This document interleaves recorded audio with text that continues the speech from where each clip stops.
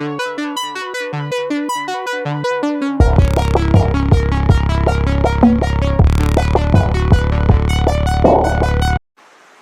યુદ્ધના ડિજિટલ પ્લેટફોર્મમાં આપનું હાર્દિક સ્વાગત છે. નજર કરીએ આજના મુખ્ય સમાચાર પર.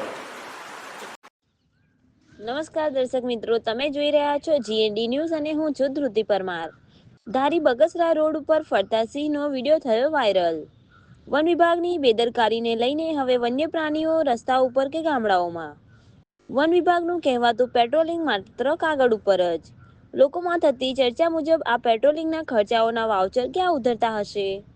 આટલા બધા વાહનો, આટલો બધો મેન પાવર છતાં વન્ય પ્રાણીઓ રસ્તા ઉપર. અધિકારીઓને માત્ર ઓફિસમાં બેસીને વહીવટ જ કરતા હોય તેવી ચર્ચાએ જોર પકડ્યું. ટૂંક સમયમાં દિવાળીના તહેવારને લઈને પ્રવાસીઓનો ઘસારો થવાનો હોય ત્યારે શું વન્ય પ્રાણીઓ છંછેડવાના બનાવો નહીં બને?